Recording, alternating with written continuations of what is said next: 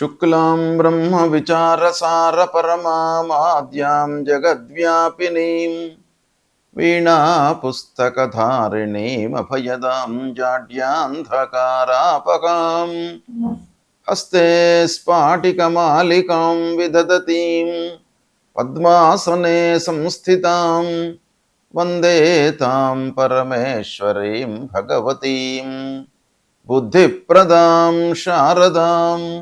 శ్రీ మహాగణాధిపతయే నమః. శ్రీ మహాసరస్వత్యై నమః. శ్రీ గురుభ్యో నమః. 2026వ సంవత్సరము మార్చి నెలలో ముందుగా ఈ మార్చి మాసంలో గ్రహస్థితి ఎలా ఉంది అనే విషయాన్ని మనం చూసినట్టయితే, రవి 14వ తారీఖు వరకు కుంభరాశిలో సంచరిస్తున్నాడు. తదనంతరం మీనరాశిలోకి ప్రవేశిస్తున్నాడు. కుజుడు కుంభరాశిలో సంచరిస్తున్నాడు. బుధుడు కుంభరాశిలో సంచరిస్తున్నాడు. గురువు మిథున రాశిలో సంచరిస్తున్నాడు. శుక్రుడు మీనరాశిలో సంచరిస్తూ 26వ తారీఖున మేషరాశిలోకి ప్రవేశిస్తున్నాడు. శని మీనరాశిలో సంచరిస్తున్నాడు. రాహువు కుంభరాశిలో, కేతువు సింహరాశిలో సంచరిస్తున్నారు. ఈ విధంగా గ్రహస్థితి ఉంది. అయితే ఈ గ్రహస్థితి మూలకంగా కుంభరాశిలో జన్మించినటువంటి స్త్రీలకు ఈ మార్చి మాసంలో గోచార ఫలితాలు ఎలా ఉన్నాయో తెలుసుకుందాం. ఈ మాసంలో ఉన్నటువంటి గ్రహస్థితిని దృష్టిలో పెట్టుకున్నట్టయితే, స్త్రీలకు, ఉద్యోగంలో ఉన్నటువంటి స్త్రీలకు ముఖ్యంగా చాలా కలిసి వస్తుంది. ఉద్యోగం ఆ ప్లేస్ లోపల మీరు చాలా సంతృప్తిగా ఉంటారు. తోటి ఉద్యోగులతో కానివ్వండి, అధికారులతో కానివ్వండి, మీరు చాలా ఆప్యాయతతో అన్యోన్యంగా ఉంటూ పనులు నెరవేర్చుకుంటారు. అందరూ కూడాను మీ పనితనాన్ని గుర్తించి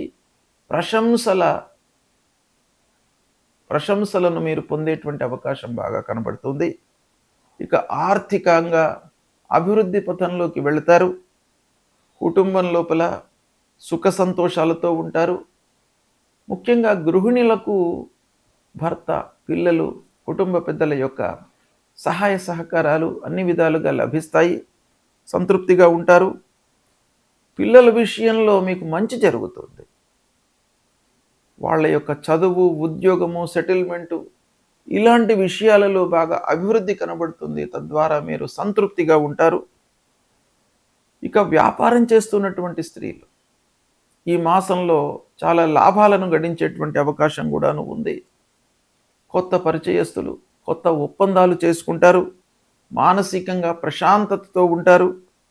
దాంపత్యంగా ఆనందమయంగా జీవితం కొనసాగుతుంది.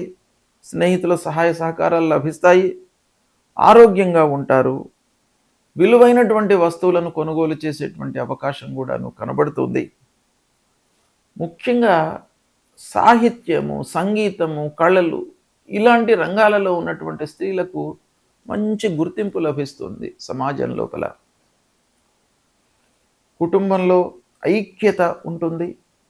మీ మాటకు చాలా విలువ ఏర్పడుతుంది. కుటుంబం లోపల శుభకార్య సూచనలు కనబడుతున్నాయి. కొత్త ఇల్లు కొనేటువంటి ఆలోచన కూడాను బాగా కనబడుతుంది.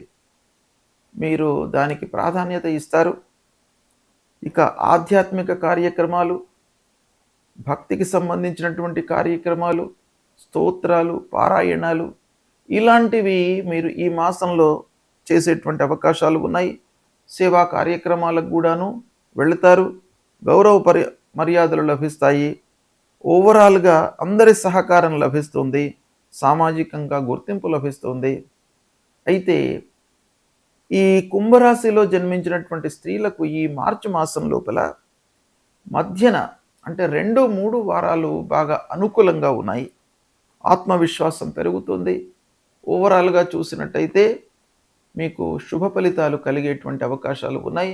సద్వినియోగపరచుకోండి. గ్రహస్థితి ప్రతికూలంగా ఉన్నప్పుడు మనము ఏమి చేయాలి? మన వైపు నుండి కొన్ని కర్తవ్యాలు మనకు శాస్త్రంలో చెప్పబడి ఉన్నాయి. ఒకటి, ప్రధానంగా ఏ గ్రహాలైతే మనకు ప్రతికూలంగా ఉన్నాయో వాటికి సంబంధించినటువంటి కారకత్వాలు వాటికి సంబంధించినటువంటి వాటిపై మనము నియంత్రణతో ఉండాలి. అంతేకాకుండా అనుగ్రహము కొరకై కొన్ని పరిహారాలు చేసుకోవాలి. సూర్యుడు ప్రధానమైనటువంటి గ్రహము. సూర్యుడు ప్రతికూలంగా సంచరిస్తున్నప్పుడు అనారోగ్య సమస్యలు కానివ్వండి, శారీరక రుగ్మతలు, మానసికంగా ఇబ్బందులు, పనుల లోపల ఆటంకాలు, ఇలాంటివి మనకు జరిగేటువంటి అవకాశాలు ఉంటాయి. కాబట్టి సూర్యుడు ప్రతికూలంగా ఉన్నప్పుడు తప్పకుండా మనము మూలమంత్రాన్ని జపించడము. సూర్యుడికి సంబంధించినటువంటి మూలమంత్రము జపా కుసుమ సంకాశం కాశ్యపేయం మహద్యుతిం తమోరిం సర్వపాపఘ్నం ప్రణతోస్మి దివాకరం అనేటువంటి ఈ మూలమంత్రాన్ని ప్రతినిత్యం కూడాను చదువుకోవడము. తర్వాత సూర్యుడికి నమస్కారము చాలా ముఖ్యమైనటువంటిది. నమస్కార ప్రియో భానుహు అని మనకు శాస్త్రం చెప్తోంది. ఆ సూర్యనారాయణుడికి ప్రతినిత్యం కూడాను ఉదయం పూట లేచి 12 మార్లు సూర్యుడికి నమస్కారం చేసుకొని 3 సార్లు అర్ఘ్యప్రదానం చేసినట్టయితే మీకు ఆ సూర్యుడి యొక్క అనుగ్రహం లభిస్తుంది. తద్వారా ఆరోగ్య సమస్యలు మీ దరి చేరకుండా ఉంటాయి. అంటే మీరు ఆరోగ్యంగా ఉంటారు సూర్య నమస్కారాలు చేసినట్టయితే.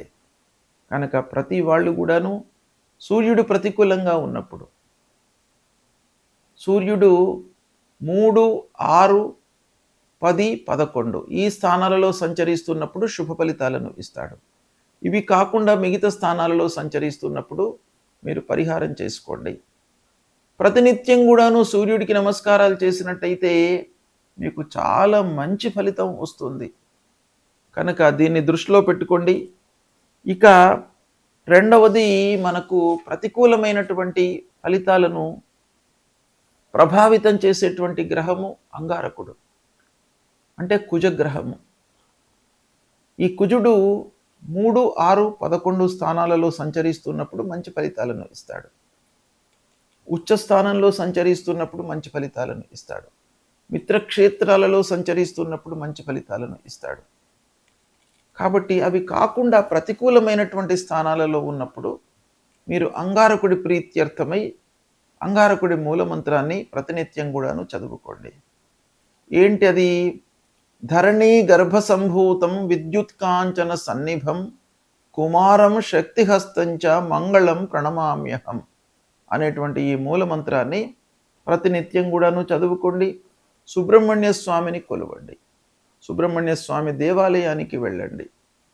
సుబ్రహ్మణ్య స్వామి దేవాలయానికి వెళ్ళి ఆ భగవంతుడి యొక్క అనుగ్రహాన్ని పొందినట్టయితే మీ లోపల ధైర్యము, ఆత్మవిశ్వాసం పెరుగుతుంది. ధైర్యము, సాహసము, ఆత్మవిశ్వాసం అనేటువంటిది చాలా ముఖ్యమైనటువంటిది. పనుల లోపల మనకు విజయం చేకూర్చడానికి ఆత్మవిశ్వాసం చాలా ముఖ్యమైనటువంటి పాత్రను పోషిస్తుంది. కాబట్టి అది మీకు సుబ్రహ్మణ్య స్వామిని కొలవడం మూలకంగా వస్తుంది. కాబట్టి సుబ్రహ్మణ్య స్వామి దేవాలయానికి వెళ్ళండి. ఇక బుధుడు మీకు మంచి ఆలోచనలను, సమయస్ఫూర్తిని, తర్వాత వ్యాపారంలో మీకు అనుకూలతను ఇచ్చేటువంటి గ్రహము. అలాంటి బుధుడు మీకు ప్రతికూలంగా ఉన్నప్పుడు మీరు విష్ణు సహస్రనామ పారాయణం చేయండి. బుధుడికి సంబంధించినటువంటి మూలమంత్రంతో పాటుగా విష్ణు సహస్రనామ పారాయణము. ఒకవేళ విష్ణు సహస్రనామం చేయడానికి మీకు సమయము చిక్కనట్టయితే అందులో విష్ణు సహస్రనామాలలో ఉన్నటువంటి చివరి శ్లోకము వనమాలి గదీ శారంగి శంఖీ చక్రీ చ నందకి శ్రీమాన్ నారాయణోర్విష్ణు వాసుదేవోభిరక్షతు అనేటువంటి ఈ మంత్రాన్ని ప్రతినిత్యం కూడాను చదువుకున్నట్టయితే మీకు ఆ భగవంతుడు శ్రీమన్నారాయణుడు మీకు మంచి ఆలోచనలను, సమయం లోపల నిర్ణయాలను తీసుకునేటువంటి ఒక మంచి బుద్ధిని ఇస్తాడు. తద్వారా మీకు వ్యాపారంలో లాభం చేకూరుతుంది. ఉద్యోగంలో మీరు మంచి స్థితిలో ఉంటారు. మంచి పనితనాన్ని మీరు ప్రదర్శిస్తారు. ఇలాంటి ఎన్నెన్నో విషయాల లోపల కూడాను మీకు మంచి ఫలితము ఆ శ్రీమన్నారాయణుడి మూలకంగా అనుగ్రహం లభిస్తుంది కనుక ఇది చెయ్యండి మీరు.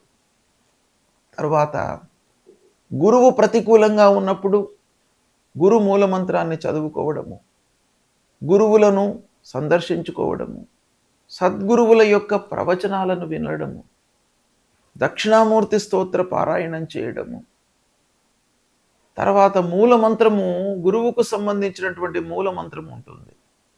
దేవానాంచ ఋషీణాంచ గురుం కాంచన సన్నిభం వందనీయం త్రిలోకానాం తం నమామి బృహస్పతిం అనేటువంటి ఈ మూలమంత్రాన్ని ప్రతినిత్యం కూడాను చదువుకోండి. తల్లిదండ్రులను సేవించండి. ముఖ్యంగా గురువు మీకు ప్రతికూలంగా ఉన్నప్పుడు 2, 5, 7, 9, 11 ఈ స్థానాలలో సంచరిస్తున్నప్పుడు గురువు మీకు మంచి ఫలితాలను ఇస్తాడు. ఉచ్చ స్థానంలో ఉన్నప్పుడు మంచి ఫలితాన్ని ఇస్తాడు.